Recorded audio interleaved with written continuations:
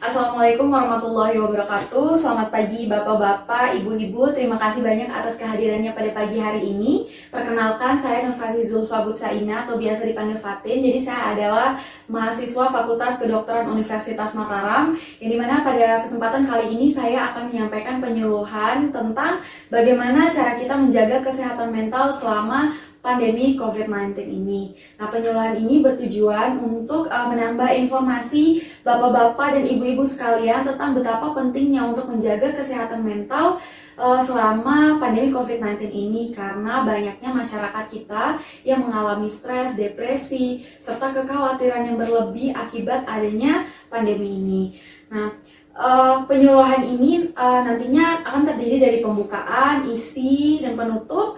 Kemudian juga nanti pada akhir penyuluhan saya akan membuka sesi tanya jawab bagi bapak-bapak dan ibu-ibu apabila terdapat penyampaian dirasa kurang jelas. Nah, kemudian juga penyuluhan ini akan berlangsung sekitar 8-15 menit ke depan.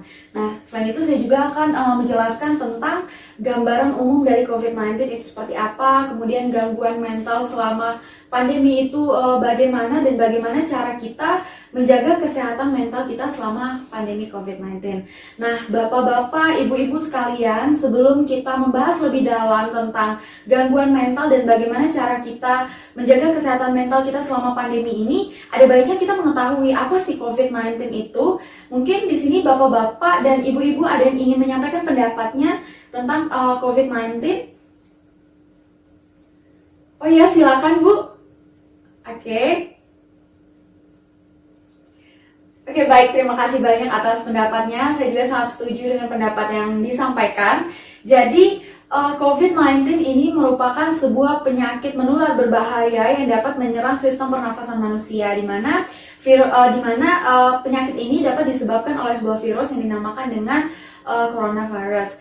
Nah, bapak-bapak dan ibu-ibu sekalian, mungkin di sini ada yang ingin menyampaikan pendapatnya tentang bagaimana gambaran gejala dari COVID-19 itu sendiri. Mungkin di bagian kanan saya ada yang ingin berpendapat? Ya, silakan Bapak. Ya. Oke, terima kasih banyak atas pendapatnya. Saya juga sangat setuju ya dengan pendapat yang disampaikan oleh Bapak Erwin. Jadi COVID-19 ini terdiri dari beberapa gejala, di mana gejala-gejala tersebut terdiri dari demam, kemudian sakit tenggorokan, batuk, pilek atau hidung tersumbat, kemudian juga ada letih lesu, mual, serta diare. Selain itu juga ada sesak nafas.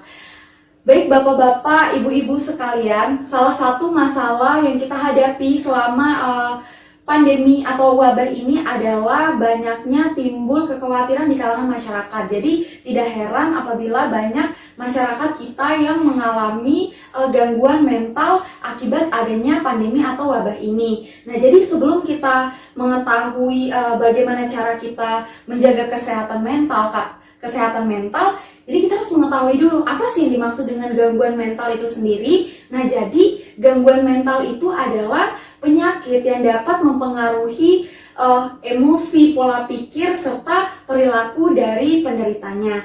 Nah, yang perlu diketahui oleh bapak-bapak dan ibu-ibu sekalian bahwa terdapat beberapa faktor yang dapat menyebabkan seseorang itu dapat mengalami gangguan mental, terutama akibat adanya pandemi ini. Nah, faktor-faktor tersebut itu diantaranya adalah pertama, rasa takut atau kekhawatiran akan wabah ini sendiri, kemudian rasa terasing karena menjalani karantina, kemudian ada juga rasa kesedihan dan kesepian karena harus berada jauh dari keluarga atau orang-orang yang kita kasihi. Kemudian juga ada rasa cemas akan kebutuhan hidup sehari-hari, serta kebingungan akan berita yang masih simpang siur. Nah, bapak-bapak dan ibu-ibu sekalian, selain itu terdapat beberapa kelompok yang disebutkan bahwa kelompok tersebut rentan untuk mengalami gangguan mental selama pandemi ini. Nah, kelompok-kelompok itu adalah kelompok lansia, kemudian kelompok anak-anak, serta petugas medis dan tenaga kesehatan, seperti itu.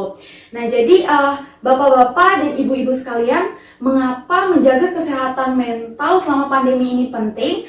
Hal ini dikarenakan gangguan mental itu dapat mengakibatkan dampak buruk atau dampak negatif bagi penderitanya. Nah, terutama dampak buruk bagi kesehatannya. Nah, jadi terdapat beberapa gangguan yang dikeluhkan oleh penderita gangguan mental, terutama yang diakibatkan oleh adanya wabah atau pandemi ini. Nah, gangguan-gangguan itu diantaranya adalah rasa takut dan cemas yang berlebih akan keselamatan dirinya sendiri dan orang-orang yang berada di sekitarnya, kemudian juga perubahan pola makan dan tidur, kemudian rasa bosan dan stres karena harus terus-menerus berada di rumah. Nah, hal ini dikarenakan kebijakan lockdown yang diberlakukan oleh pemerintah, sehingga mengharuskan masyarakat kita untuk melakukan sebagian besar aktivitasnya di rumah. Nah, keluhan ini biasanya dikeluhkan oleh anak-anak seperti itu. Nah, kemudian selanjutnya juga ada keluhan berupa gangguan konsentrasi serta memburuknya kesehatan fisik. Nah, memburuknya kesehatan fisik ini juga berkaitan dengan perubahan pola tidur dan pola makan yang dirasakan oleh penderita gangguan mental. Nah, jadi di sini saya akan memberikan 4 poin utama tentang bagaimana cara kita menjaga kesehatan mental selama pandemi COVID-19 ini, ibu-ibu, bapak-bapak. Nah, poin yang pertama itu adalah berempati dan tidak mendiskriminasi. Kemudian yang kedua adalah menghilangkan stigma atau pandangan negatif pada orang-orang yang terkena penyakit. Kemudian yang ketiga adalah mengurangi aktivitas yang bisa membuat kita bertambah stres atau bertambah cemas. Kemudian terakhir adalah jaga dan dukung satu sama lain. Nah, kita beralih ke poin pertama. Yang poin pertama ini adalah berempati dan tidak mendiskriminasi. Nah, seperti yang kita ketahui bapak-bapak dan ibu-ibu, bahwa hampir sebagian besar wilayah di dunia ini mengalami pandemi COVID-19 ini. Jadi marilah kita stop untuk berpikir bahwa virus ini berkaitan atau berhubungan dengan etnis, ras, atau negara tertentu, karena virus ini bisa menyerang siapa saja dan dimanapun ia berada. Nah, selain itu, marilah kita coba untuk berempati kepada mereka yang mendapatkan diskriminasi atau mereka yang mengalami atau mempunyai COVID-19. Jadi selain itu, mari kita tanamkan pada diri dan memahami bahwa apa yang mereka lakukan itu bukanlah sesuatu yang salah. Jadi marilah kita sama-sama saling mendukung dengan cara memberikan empati kita kepada mereka, seperti itu. Nah, kemudian poin kedua yaitu hilangkan stigma atau pandangan negatif pada orang-orang yang terkena penyakit. Nah, ini merupakan salah satu poin penting ibu-ibu dan bapak-bapak yang harus digarisbawahi. Jadi penting untuk tidak menyebutkan atau memberikan julukan pada orang-orang dengan COVID-19 itu seperti sebutan orang sakit COVID-19 atau kasus COVID-19 serta keluarga COVID-19. Jadi sebutan itu bisa kita ganti dengan sebutan yang lebih baik seperti orang-orang dengan COVID-19, kemudian orang yang mempunyai COVID-19 atau orang yang menjalani perawatan COVID-19. Nah, jadi bapak-bapak dan ibu-ibu sekalian, jadi kita harus bisa memisahkan antara identitas seseorang itu dengan COVID-19 itu sendiri, sehingga kita bisa mengurangi stigma atau pandangan negatif tersebut. Karena ketika mereka sembuh, orang-orang dengan COVID-19 ini mereka akan menjalani aktivitas sama seperti yang kita lakukan. Kemudian poin ketiga, jadi kita beralih ke poin ketiga. Jadi poin ketiga ini adalah mengurangi aktivitas yang bisa membuat kita cemas atau stres. Nah, jadi apabila aktivitas seperti membaca, mendengar, atau menonton itu dapat membuat bapak-bapak dan ibu-ibu itu merasa lebih cemas atau merasa khawatir berlebih, maka aktivitas-aktivitas tersebut dapat dikurangi. Jadi aktivitas-aktivitas tersebut bisa diganti dengan aktivitas yang lebih membuat bapak-bapak merasa lebih tenang, lebih nyaman, lebih senang maupun bahagia. Nah, contoh-contoh aktivitasnya itu seperti bercocok tanam, mendengarkan lagu, menonton film, maupun berolahraga. Namun yang perlu diperhatikan bahwa aktivitas-aktivitas tersebut harus tetap dilakukan di dalam rumah, karena kita tetap harus menjalankan protokol kesehatan demi mencegah penyebaran virus ini.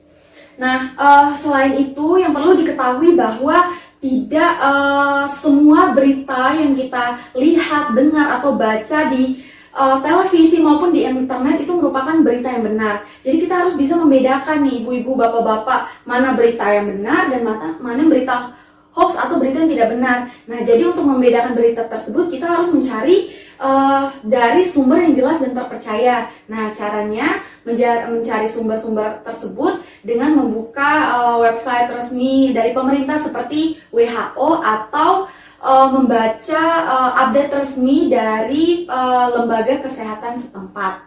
Nah, poin yang terakhir itu adalah jaga dan dukung satu sama lain.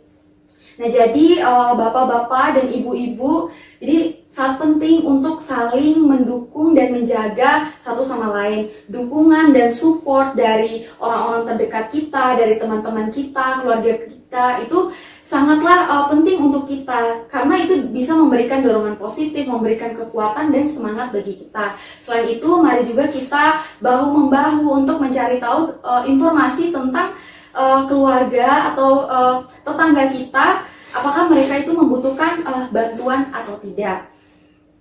Oke, baik bapak-bapak dan ibu-ibu sekalian, dari apa yang saya sampaikan mungkin adakah pertanyaan atau adakah materi yang dirasa kurang jelas?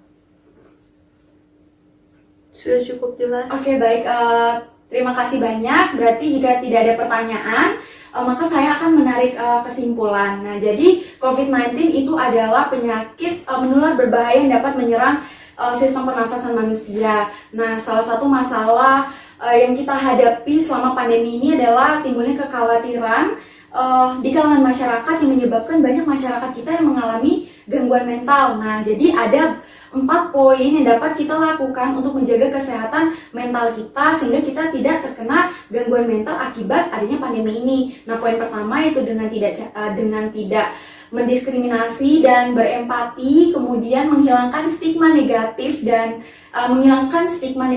pada orang-orang yang terkena penyakit, kemudian juga mengurangi aktivitas-aktivitas yang dirasa dapat membuat kita menjadi lebih stres atau cemas, dan yang terakhir adalah jaga dan dukung satu sama lain. Baik ibu-ibu dan bapak-bapak, berkaitan dengan kesepakatan waktu kita pada awal penyuluhan, maka saya akan mengakhiri penyuluhan pada pagi hari ini. Terima kasih banyak